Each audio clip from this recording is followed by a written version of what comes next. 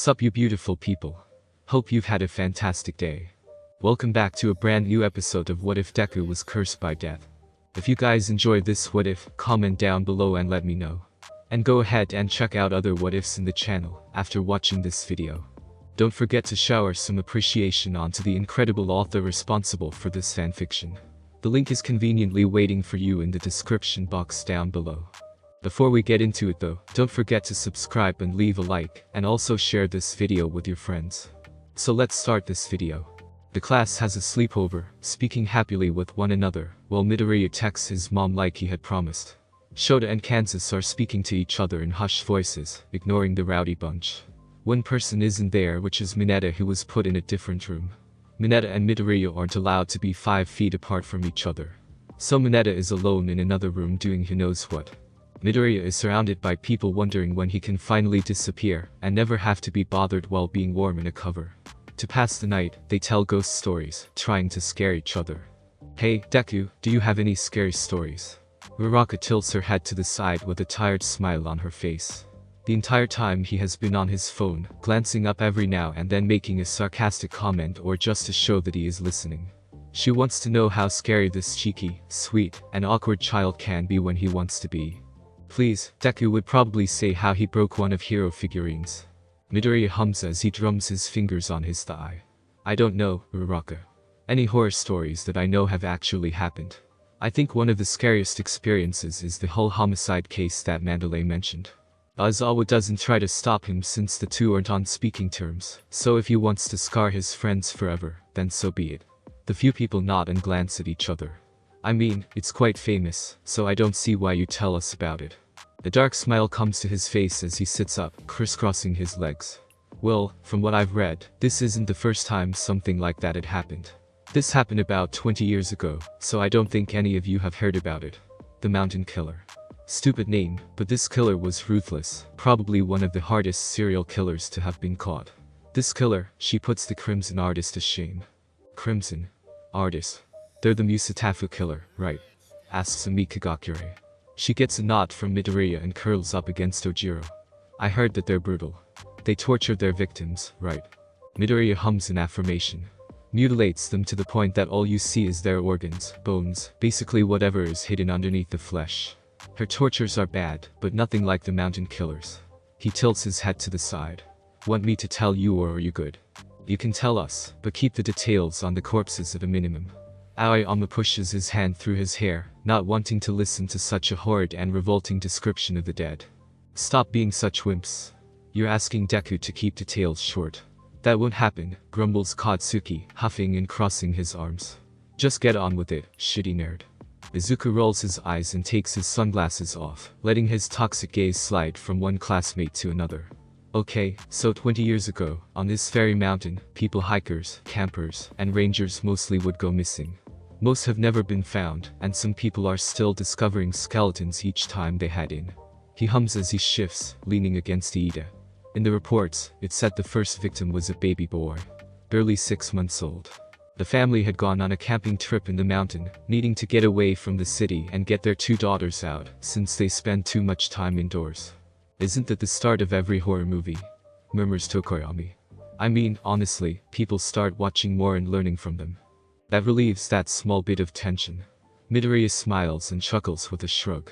He wipes the smile off and gets back into his more serious mood. As they were setting things up, the youngest daughter, who was around 5 at the time, had wandered off. Her excuse was that the fairies were leading her somewhere. Yeah, she was looked at the same way, but keep in mind, she was only 5. The mother had told her husband to watch after the baby and let the oldest handle everything else. Of course, the husband doesn't really trust his daughter to fix up the tent and places the baby in his carrier. Wait, so they left the baby unattended? That isn't a proper way to care for a child. Ida, chill. He probably thought that it wouldn't take long, defends Kaminari. Carry on, Midori. The father told his daughter to get some wood for the fire they were going to have. According to the daughter, she wasn't gone for 5 minutes when she began to hear whispering. At first, she believed that she was just hearing things and nothing was wrong. That wasn't until 10 minutes after she left to gather wood did the whispering turn to screaming. Screams so harsh and loud that can hurt your throat even if you're not the one doing it. In her words she said, "Once the screaming began, I believed I must have stepped through the gates of hell." The screams were of people being tortured and forced to do things they had no want to do. For a second, it fell silent before it started up again. This time I could hear gagging and coughing, people heaving and vomiting. For a moment I felt sick to my stomach and believed my mind to be playing tricks on me. She had turned around and then started screaming herself. Bodies littered the ground, blood and intestines all around me. I watched as a black figure ripped apart flesh and tore out the bones. Some of the girls scoot closer to each other, scoot away from Midoriya. One of the guys have their ears covered at such a description. Bakugo is frowning, keeping silent as he pictures it. He lets Midoriya carry on, not once interrupting him. Tokoyami doesn't know how to feel about this. Dark Shadow is cowering behind him, not liking this one bit. She said that she doesn't remember passing out, but when she came to, it was night and she was alone. She gathered herself up, the wood forgotten, and she went back to her family's campsite. Her mother was screaming and crying as her younger sister was sitting away, concern on her face. When she spoke up, she found out that her baby brother had been taken. Her father was out looking for him. She wasn't even questioned about her long disappearance. Wait, was she hallucinating or something? Questioned Sero. He tries to keep his voice from shaking, but he fails. Midoriya blinks, looking around and seeing some of them huddling near each other. Or something. I'll get to that later. He clears his throat. He meets Todoroki's gaze, seeing the slight expression in them. He gives them all a reassuring smile, but people shiver slightly. The father came back late at night, the fire lit after the daughter went to grab a few twigs. They decided to burn some of their garbage to keep the fire burning. The youngest daughter didn't say anything, worried for her mother who wouldn't stop crying. She murmured something about the fairies, but the 15-year-old told her to not say anything else. The next morning, they decided to leave, to call the police and the rangers and report the disappearance. It took a day for them to find the body or what was left of it. One arm was missing, the stomach cut up with the long intestine out and wrapped around the baby's throat. The cause of death was a blow to the head. Everything else done to him was post-mortem or by the animals. He moves his attention to the ground. The killer stayed within the age between a year to 10 years old after that. After they closed it off to campers, she moved to killing anyone who she could. Nearly around 30 bodies had been found at that time. 30? That's good, right? They found most of the bodies. Questions Sato. Kuda is beside him, curled into himself and signing nervously. He is trying to reassure himself, but it isn't helping him. Sato pats his arm. No, he murmurs. It's only a quarter of what they found. They believe she has killed over 20 of children and about 80 adults, all who had helped in search for the killer. That earns small gasps from many of the class. He doesn't know it, but the story has caught the attention of Aizawa and Sekijiro. Witness reports always say the same thing. They always start off with whispering before transitioning to screams. Once they want to head back to check on whoever they were with, they start seeing gruesome tortures. They always describe it as being in hell itself. The victims at first were tortured post-mortem, until the killer decided to hear their tortured screams, watch the way they shudder and flinch in fear and in pain. Bodies were found amputated, hung by their intestines, eyes shoved into their mouths or in their hands with drawings carved into them. Bones have been shattered, some being shoved through the skulls. One particular victim had their brain ripped out, cut into pieces and shoved down their throat.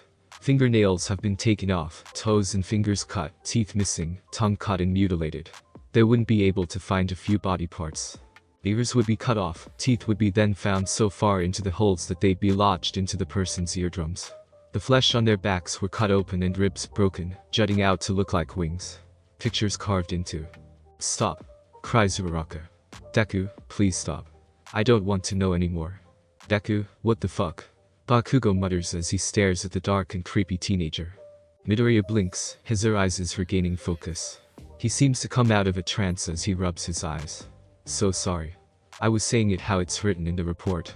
I'm sorry, I got carried away. He rubs his palms on his thighs. Anyway, it took them 2 years to find the killer. Apparently, they had a quirk that caused illusions, and they let the people who got too close to where they were to see and hear things that weren't real. The only way they had been able to apprehend the killer was a bullet to the head. Now that that's over, I will never be able to sleep without those images in my head, mutters Kaminari. How did you even know about that? Inquires Sero, who doesn't seem to be too affected like the others. Well, it seems this way, he is absolutely terrified. He reads horrifying stories, but this one, knowing that it had happened, it makes him uneasy. He fears for it to happen again. The internet. They wouldn't publish that much. Oh? Yeah, I have an internet friend who hacked into police records and published it. Before it was caught, I had the whole case downloaded into a flash drive. Why? Mina is horrified. He speaks about this like it isn't a big deal. Those are people, how can you speak about it like that? Especially with a case that gruesome. They're dead, he says bluntly. Simple. It happened a long time ago. We're heroes. We save lives, not the dead. No one can save the dead. I'm sorry if I come off rude and disrespectful, but that's just how it is. One day, when we're all dead, people will speak of us like it doesn't matter. Aizawa shares a look with Sekijiro. Alright. Get to sleep. No more horror stories. Midoriya, please do not speak about another homicide case like that again. People aren't apathetic to it like you are. I'm not apathetic, he mutters. I apologize again for going overboard. The next day, they wake up early. The only few who aren't dead are Iida, Todoroki, Tokoyami, Bakugo, Midoriya, he is somewhat dead, not there yet, and Yoirozu, she's half dead. They're all standing around as the zombies try to wake up. Aizawa is watching them all with a bored expression. He pointedly ignores Midoriya, who isn't even trying to look at him. His eyes are set to the side, deep into the woods. He ignores that, thinking that he is seeing something he cannot, so he doesn't bother with it. Today, the real training camp begins. Ideally, you will all emerge stronger. Strong enough to acquire your provisional licenses. You will meet hostile forces who will do their best to attain their licenses as well. Do not take this as something fun or else I will expel you. I better not hear of any more incidents like that of last night either. His sharp gaze moves between Mineta and the indifferent Midoriya, who is now wearing those sunglasses. Now, he throws a ball at Bakugo. For starters, Bakugo throw this. He looks at the ball with a raised eyebrow. This from the strength tests. Yes. At the beginning of school, your high score was 705.2. I want to see how much you've grown since then. Bakugo nods, grinning as he rears his arm back to a good throwing position. He launches the ball with the help of his quirk. Go to hell. Go to hell. The device beeps and Aizawa Sensei shows the results. 709.6. He only went up 4.4 meters. Not much from your last one, murmurs Sero. You have grown, but not in physicality. You've matured throughout the things you have been through. Now, we will be training you. So get your asses in gear and no weapons for this, only your quirks. Izuku sighs and follows his teacher to the training grounds along with his friends. He is with Tiger, who isn't very lenient. He feels a weird nostalgia at remembering Gran Torino. While he had him working hard, he was lenient when he could see the pained expression on his face that he tried hiding. This started yelling at him. The way they have them train their quirks would have looked weird to people. Everything is going well, people getting beaten up by either themselves or by the pussycats. Tiger is a harsh trainer and a very old-style type of trainer. Midoriya had been training his quirk in secret during his witchcraft lessons, so he can go up to 25% now. A quarter of what he needs to be able to do.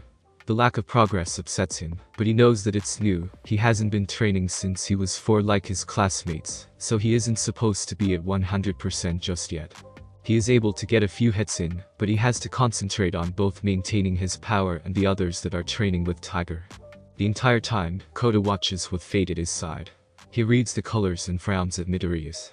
In the near future, pain and misery. What? He glances at Fate, who shrugs. I cannot reveal it. You have to see it for yourself.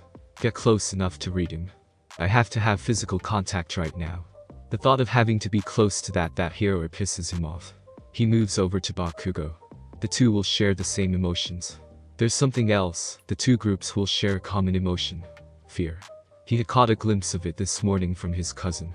A few flashes here and there, but he can't recall them well. Too blurry. It won't be happening today, but it is going to happen. Fate, the arachnids, why are they all gathering like that? You guides. They're guiding you. That isn't funny. I want to know. I'm sorry, Kota, but like every champion, we personas cannot tell you everything. That is what the guides are for. Be happy that you do not have death's guides. Their champion has to be wary of them all or they'll be dragged into something they shouldn't be. Kota turns his sharp gaze over to the group. Why? Why do you keep bringing up death and their champion? Fate sighs and shakes his head. He places a hand on Kota's head. You'll find out soon enough. Goodbye, Kota. Kota's scowl deepens as he stomps away from his ridge, leaving the training grounds. He tells Mandalay he wants to be alone and to not find him. He heads for his hideout, looking at the Irach that follows him when his temper is bad. "Leave me alone, Atropos," he mutters, sitting on the edge of the cliff. "I want to be alone. Please come back later tonight." The Irach nods and disappears. The arachnids, his guides, all have a spider-like appearance. Either they are huge spiders, they are human spider-like with 4 eyes and an off-coloring, or they are just completely human-looking. Atropos is that of a human spider-like, with stringy, gray hair that reaches her mid-back and covers her face like a curtain. Yellow and black coloration almost that of a yellow garden spider, and 4 thin legs coming from her back. She wears a ratty gray dress, and not once does she make eye contact with him, so he has no clue what her eye color is. She has been around since he can remember. She watches over him like a guardian and thinks of him as her own. It makes him smile, happy that there is someone who will never leave him. His mind drifts to the colors, the destined paths of those heroes. Something will happen and he needs to know. He may hate them, but whatever would cause them such trepidation, it won't be good. Tears burn in his eyes as he remembers the day he foresaw his parents' death. He never said anything, but he had tried so hard to get them to stay with him, to not leave. Even as a 3-year-old, he knew what it meant. He knew that his parents would never come back. Kota shuts his eyes, laying on his back after scooting back a bit to keep from falling. He just wants everything to go back to that day, to change their fate. They should never have died. The students are groaning in pain as they get to have a break. Izuku is stretching and talking to Shoji with a wide smile. He asked him what is underneath the mask, and the guy takes it off, showing another mask. "You got that from Naruto," he murmurs with a small pout. "I have dubbed thee Kakashi-sensei." That earns a laugh from the taller male who pats his hair. "How can you have so much energy?" "I've been asked that by many people and I always give the same answer. Blame my parents. They're both hyperactive and I inherited that." He shrugs, grinning up at him. "Seriously? I have an electricity quirk. Electricity is pure energy, but I feel like I'm dying," whines Kaminari. He overheard their conversation and decided to put his 2 cents in, complaining about how Midoriya is so hyperactive, and wishing that he had that type of energy. The two exchange weird looks before patting the blonde Pikachu. Midoriya glances over to the others as they walk back to the lodge. "Since we were nice enough to make you dinner yesterday, you will make your own tonight," announces Pixie Bob. She smacks Midoriya's head when he makes a comment about her age. "Ow. I was just asking. I mean, a lot of people develop bad knees around your age." She chases him, trying to tackle him. Both of them are using their quirks, but Pixie Bob is hindered by the amount of people that she doesn't want to hit. Ragdoll and Tiger are cheering them on, while cheering Pixie Bob on. Iida is yelling at Midoriya, but gives up when their classmates are cheering on either Pixie Bob or Midoriya.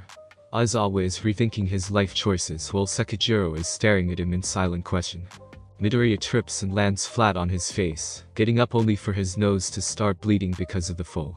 He starts cackling as Pixie Bob starts whacking him with a stick that she had found, but not with enough strength to hurt him. "All of you get work now.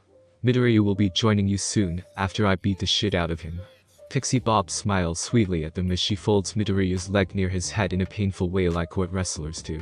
"Apologize. I am not that old." "Ha, never. Ow. Ow. I'm not apologizing. And you can't ha-ha make me." Sero glances at Mina. I'm surprised he's laughing in that position. I would have thought he'd be crying out. "I'm the one in pain, I'll deal with it the way I want to." After this, he falls into another fit of laughter as he struggles against Pixie Bob. "Careful, Pixie Bob back. You don't want to hurt your back too, ga. Should we help him?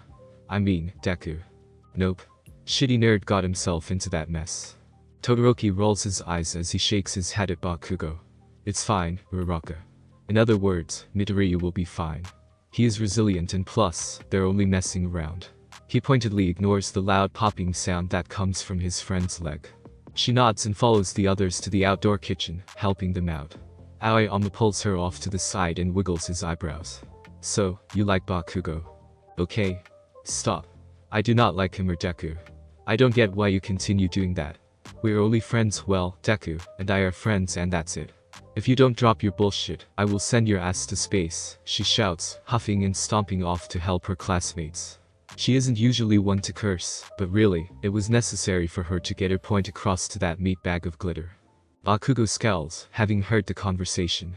He makes eye contact with the shiny, blonde male, and releases a few explosions in a threat. Unlike the useless Deku, he will actually go through with his. They finish making dinner and they sit down to eat. During dinner, Izuku doesn't see Kota anywhere around. He ignores his friend's outbursts about the food and how good it is, even when it really isn't. He frowns as he gets up, searching for Mandalay. "Hey, Mandalay," he says, heading over to her. "Where's Kota?" The older woman turns towards him, processing his question. "He's probably in his secret place. I don't know where it is since I want him to have privacy." "Why do you ask?" "I was wondering if he's eaten yet. If not, I can give him the food. I won't bother him too long." He gestures to the plate of food. "I'll be able to find him, don't worry. I just need to know the initial direction he goes." Shino stares at the teen before sighing and nodding. She points to the initial direction and earns happy thank you in response. She watches as Midoriya walks away, slightly hoping he can help her nephew. Izuku is following the footprints, glancing at Beetle who finally decided to join him. The ghoul is talking about the whole heart feast he had. "Dude, I can't believe my girlfriend dumped me. I mean, I don't see why she'd do that, then again she was an alien." No response. "You're not even listening to me." "What?" "Yeah, I am. You dated an alien who dumped you," he answers. He grins at the ghoul who is glaring at him. "I don't find it weird. I mean, you eat human hearts. So don't give me that look. Now, hush. I'm sure we're nearing his hideout." He finds that he is right. The next few feet, he can see the 5-year-old sitting near the edge of the cliff. He gets in view when he hears the child's stomach growl. "I bet you're hungry." He announces his presence as he walks forward with the plate of food. Beside Kota, the being Fate materializes. Izuku's wide, green eyes meet the mischievous, amber ones that are narrowed at him. A smirk on his face. Izuku glances over at Kota who is giving him the stink eye. He clears his throat. "I brought you some food." Why the hell is he doing here? Fate better not doing anything to give himself away. Well, if he does scare the green bean away, then I'll be thankful. I don't want it. "How did you even find me?" "I followed your footsteps." Are you okay?" Other than being his moody self, I think he is. After all, everyone goes through an emo phase, he's going through it quite early, don't you think? The two of them glare at the persona. Izumi is just side glances at him while Midoriya looks straight at him. He shakes his head a tiny bit before turning back to Kota. "I apologize for bothering you," he murmurs as he moves forward. "I heard about your parents." "Did Mandalay?" "No. I figured it out. You show signs of having lost someone. Mandalay just told me about her cousins. I put 2 and 2 together. It's terrible losing someone." Kota glares at him, scoffing. He doesn't want to hear it and he doesn't care. "Quirks, heroes, it's all stupid. You heroes are so dumb, throwing your lives out like it's nothing. You talk about your quirks and show off. Idiots. Now leave. Get out of my secret base." "You're right." "What?" He didn't expect that. Most would have argued with him. They would have said how disrespectful he is for downgrading heroics. He is always chastised for it by any hero that he meets. Why is this one telling him that he's right? He would have been able to handle all of that, but someone agreeing with him. That he doesn't know how to respond to it. Midoriya gives a soft smile. "We are dumb. We sacrifice ourselves, put our life on the line against villains, against criminals. We all have this complex to save people, but we don't think about the people we leave behind. Even before quirks shower up, people have risked themselves to save others." He glances at Fate, deciding to take a page out of the Persona's book. "Honestly, our fates are determined since the beginning, and we can make our decisions, choose different paths, but most of the time we all lead back to one single destination." Izumi Kota stares at the ground, lips parted in shock. He glances at Fate, who is spectating the whole ordeal, that bastard, then at Midoriya. His mind on that statement, the gears turning as he brings together his eyebrows. How did he? Fate told me that a long time ago. He cannot have heard that. There's no way. You know, he begins, looking at the plate of food in his hands. He takes a few steps forward and standing near Kota, who is staring holes into the ground. "If I didn't know any better, I would have mistaken you to be the champion of war and not of fate." Kota's head snaps up so fast Izuku fears that he might have given himself whiplash. It doesn't seem to matter though, he got the reaction he needed to confirm his suspicions. You know the champions. The immortal beings of creation. I am one of those champions." "Of who?" His eyes show his skepticism. He wants to believe him, but he believes he may have heard it from somewhere and is now mocking him. Honestly, who does he think he is? He can't know of them. Of death. Izumi gawks at Midoriya. The cynical expression that he wears lets the older champion know that he doesn't believe him. Midoriya summons his side, but he still denies it. He won't accept it. This isn't. He can't. He shakes his head. No. No. No. No. You are not a champion. You can't be. Why ever not? Be because you'll be alive for the next 400 years. How would you explain that to people? You're only lying. Champions can't be known by the people. If anything. Well, yes, intervenes Midoriya, tilting his head and putting a hand to his chin. Kota snarls, his lip pulled back as he stomps his foot in impatience. Well, that is true. I can always retire after the age of 30. We stop aging at 25 after all, he says casually. He's planned it out. 5 years after he stops aging, he'll find a successor for One for All and go into hiding. Plus, we do need to learn witchcraft. Surely there's a spell on how to erase or warp memories. Kota doesn't answer, shaking his head again. No wonder he had gotten an off feeling from him. Not just an off feeling, but it's of a terrifying feeling. The same one he gets when looking into the fate of people who'll die. You can see when we die, don't you? You guides, they're actual dead people. He whispers. A nod. Can you see my parents around? A sad smile and a shake of his head. I'm sorry. I only see ghouls, not ghosts. They're different. Ghouls are the dead that stay around feeding on the living or the dead. Ghosts are apparitions. Those can be seen by a few people when the spirit is strong enough, but they can be fierce. Your parents, if they'd stayed, they wouldn't be your parents anymore. One day, I'm sure death will let you see them. Midoriya drops his hand from his face and goes back to holding the plate with both hands again. They fall silent for a moment, Kota processing this revelation. Midoriya looks off to the side, studying the land. I don't mean to pry too much, and honestly you don't have to answer. What happened? The day you lost your parents. Surely, you tried changing their fate, right? Kota scowls, trying not to cry at the reminder of the day. It doesn't matter if I tell him or not, he'll figure it out eventually. He turns his head away as he says, I had to watch my parents be killed twice, even more in my dreams. I saw their strings of fate be cut. I had tried to reason with Atropos with the other arachnids. I tried to stop them from going. I tried changing their fate. In the end, it didn't seem to matter. He turns away from him, tears slipping past his defenses and splattering onto the dirt below. His small shoulders shake with suppressed sobs. His voice lowering to a mumble as he continues, Sometimes I can't help but wonder why. Why was I chosen if I can't save my own parents?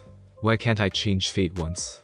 In broken sobs, he asks, why was I cursed? Suddenly, his eyes widen as he feels arms wrap around him. He gasps when he is turned around and hugged by the stupid hero. Izuku comforts him, holding the 5-year-old close. You're not cursed. I am not letting you fall into the same hole I had put myself in when I was your age. I had no one to help me through this whole thing, but I'll help you. I'll be here for you. Kota, I swear, you are not cursed. He hugs him tighter, letting him cry. We can't force a change if people don't want it. I learned that the hard way. They stay that way for what feels like hours, but in reality it's a few minutes. Kota pulls away from him, wiping his face. He scowls, trying to put back the wall between them. Kota, I won't force you to talk about anything that you don't want to, or force you to talk to me. I'm sorry for having asked that insensitive question. I know you don't like us. I don't want to bother you any more than I have, but please don't push anyone away, he says, giving a small smile. He reaches up and helps rid of the dried tear tracks. Midoriya, he begins, scowling a bit before dropping it. I want to know why you became a hero. Why do you want to leave the people you care about? Midoriya nods. Okay, I'll answer that, but you need to eat. Kota glances at the plate of food and picks it up. The two sit beside each other, the younger champion leaning against the older. He explains to him his reasoning, wrapping an arm around him when the temperature gradually falls. He talks past that, answering any questions the younger holds. He speaks to him about the champions and what he might need to know. The marking on his wrist fades into existence, and Kota asks about it. I'm stubborn. I don't want to accept being a full champion just yet, he murmurs as he props his chin on Kota's head. It's because of my mom. I care too much for her. She doesn't want me to accept being the champion of death, so I won't be until I'm older. She hasn't said it out loud, but I know that is what she's thinking. You might die sometime. Will I? I'm not sure. I don't want to look into another's fate. Right now, your fates are all intertwined. I can see the emotions that will come up and there is no stopping this one, it is set in stone. He looks up at him and with a serious and steady voice he continues, sometime in the future, fear will sweep across you all. Something will happen and no one can stop it. Midoriya glances down at the 5-year-old who is yawning and curling up against him. Can you tell when? Soon. He cuts off with another yawn. Soon. It'll happen soon. The colors are dulling, it will happen soon. Izuku hums in thought before noticing that Kota fell asleep. He sighs and picks him up, grabbing the plate as he walks away from the ridge. Some of his classmates must have turned in for the night. It is late. The night sky is a mixture of silver and a soft lavender that stand out in the darkness. The dark clouds are barely noticeable, but they are there. If anything, the only way one could see them is if they look close enough to find the silver glow of the moon outlining them. With how late it appears to be, it must mean that the remedial class will be at their lessons at the moment. He stops when he sees that his class is still awake. Oh? Midoriya, you brought Kota back, notes Ragdoll, quieting his voice at seeing the sleeping form of the child. Here, I'll take him off your hands. You can go and wash the dishes. Some of your classmates are in the hot springs, but don't worry, no one is going to try anything with Pixie Bob and Tiger watching them. He nods and hands the child over to her, walking away to help his friends with the dishes.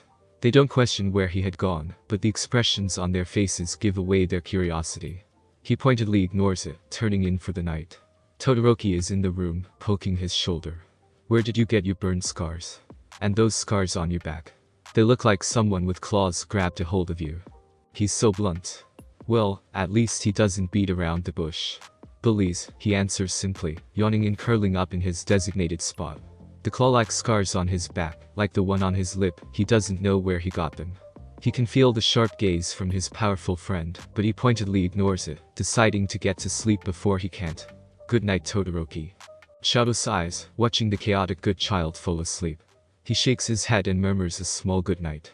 He watches his chest rise and fall with every breath. The scars that are prominent on the pale skin of his friend are permanent reminders for the dual quirk user of the fight. You've helped me too many times, Midoriya. Let me return the favor, please. Shadow turns from his friend and jumps when a bag falls on the ground. He glances to the source and finds that it was Izuku's. With a sigh and seeing that no one is still around, he walks over and picks it up. A book falling out of it. Frowning, he picks it up reading the book's title. Witchcraft and Symbolism. Todoroki tilts his head with a court eyebrow. Witchcraft. He doesn't say anything, but it's apparent that he's confused. What are you doing with this? He whispers, his gaze cutting to the sleeping form of Midoriya. He puts it away and plans on confronting Midoriya the next day. Shadow really does not understand his friend and his odd tendencies. The night is bothersome. Midoriya keeps waking up, tossing and turning around 1 in the morning. A heavy weight of trepidation and hopelessness falls onto his sleeping form. His mind running faster than the fastest quirk user with numerous of thoughts that he can't decipher. All he knows is that it deals with Kota's words from earlier. He couldn't sleep, so he decides to write needed information on being champion for Kota. He has a blank notebook that had yet to be filled, so he used it to write a few things on the importance of their roles and what comes with it. He makes sure it's understandable. Summary. The champions are made to carry out business in the human plane where their personas cannot meddle. Each champion is special. A variety of abilities are given to them. In addition to power, they can see creatures known as guides. These guides are creatures tied to the persona. Example on back. Personas and their guides. Death. Ghouls. They are not always trustworthy, so if one ever encounters a ghoul, do not speak to it or approach it. Fate. Arachnids. They are one of the most trustworthy guides. Do not be fooled though, if they are threatened, they will attack and kill if needed. War. Skeletons. If their human selves served in a site of war that it lost, they are turned into guides for war's champion. These are not as bad as ghouls, but again, proceed caution. He writes more information on different 2 more personas, then he goes back to writing more on the champions and their duties. By the time they have to be up and running, Midoriya's hand is cramping and he's exhausted. He hasn't finished the journal, but he makes sure people won't look through it. Once it's time for them to get up, Izuku places the notebook in his bag, which no one ever touches, unless given permission. That's a rare occurrence. The following day is filled with more tiresome training. The whole staying up until morning messed him up, and now people can see the dark purple bags that outline bloodshot and tired eyes. The young heroes glance at the teen with confusion for his lack of sleep. Midoriya. It is proper hero etiquette to get the proper amount of sleep. Sleep. What is that? Is it food? Can I eat it?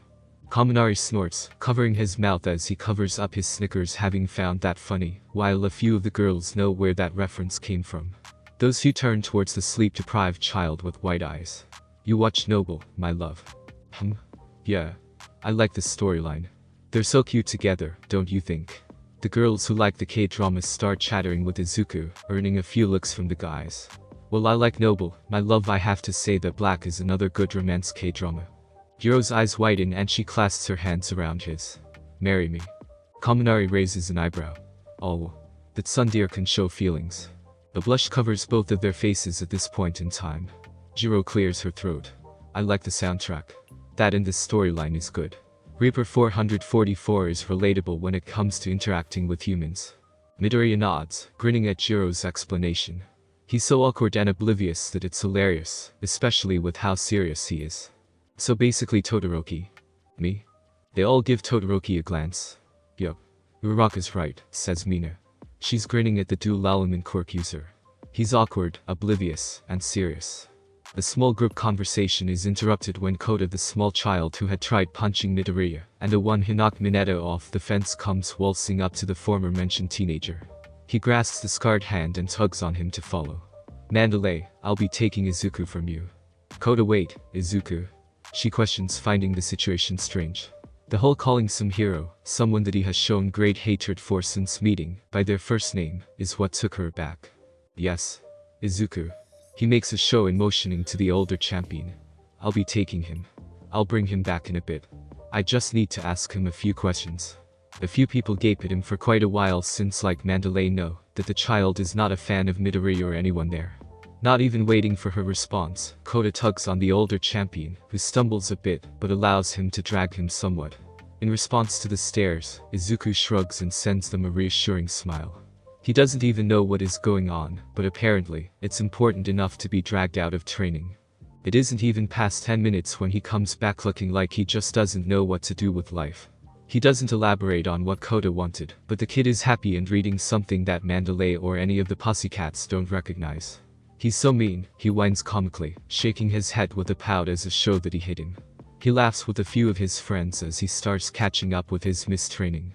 Once the day gives way to the night, Ragdoll explains to them that they will be having a test of courage. Aizawa waits as his remedial students express their happiness before having to take them for their night class. He mentally grins at the reactions of his students before telling them that they need to stop whining. What mad banquet of darkness, murmurs Tokoyami. Uraraka and the girls glance at each other with grins at hearing that phrase. They find it funny and adorable at the same time. Shadow watches, his eyes never straying from them. He sighs and returns to listening to the heroines explain everything. Somehow he ends up being Bakugo's partner to go into the forest. He sighs, listening to the class complain about who they're paired up with, no one louder than Bakugo. The only one alone is Midoriya. Shadow glances at him, but all he sees is the same guarded expression that he himself wears all the time. The boy with the yellow-horned, red cap, is staring at the green-haired teenager. They seem to have a silent conversation that the son of the number 2 hero can't seem to decipher. The two mirror each other's expressions before the child leaves with a nod. That is strange. What is going on between them? They're too serious right now. Shadow decides to watch, but he doesn't get too much of a chance to, since his team is second to go in. All he hopes is that nothing is bad, and the two are just trying to be serious, so that no one has a clue on what they're planning. Everything is going okay. It's the calm before the storm. A shame they did not realize it when they had the chance. Then again, fate cannot be changed in large groups. Oh, how they'll regret it. Midoriya knows something isn't right. Kota had warned him about something happening. A fear spreading throughout the group. Now that it's been revealed they're doing a test of courage, he kind of wanted to pass the notion, but something kept that at bay. He asked Kota to look into his fate, but the younger refused. Knowing your fate right now, it will not be rewarding. Fate has told me that this is a matter I cannot mess with. Something bad is going to happen. That is all I can tell. I'll be at my secret base. The staring contest that they had before the test of courage was mostly their personas speaking to each other for them, so that no one could know. This is going to be fun, they all believe. It isn't until a reptile-like hybrid dressed like Stain comes crashing in. He is grinning at them. The forest set ablaze as a purple mist sets in. Mandalay. I understand. With her quirk she sends, attention. We are being attacked by villains. Please, be alert. Midoriya, where's Kota? Eyes wide, he knows what fate has in store for them. I'll get him. Try your best to fight the villains. Ida, be careful and try to get as many people to safety. Wait. Midoriya. Tenya calls, his voice tinged in worry. Please, be careful. Do not do anything rash. Please, do not let your last chance of survival be wasted here. You cannot die, Midoriya. He watches his friend pause and give him a grin. One not reassuring. I won't. Don't worry. He lies. It's apparent, but Tenya isn't given a chance to stop him. He watches in helplessness as his friend rushes off, full cowl crackling all over his body in green lightning as he rushes away. Tenya is worried. He wants his friend safe, but the teen doesn't seem to have any self-preservation when he should have. With Kota, he's watching everything play out. Remorse thickening in his stomach, having known that he could have prevented all this. It's hard convincing people about something if he can't reveal the whole Champion of Fate ordeal. They all know his quirk, so why tell them that he has precognition if that isn't his registered quirk? He has yet to hear about 2 quirks in one host, but really, it'll be difficult to prove the whole "I can see your fate along with other abilities" charade.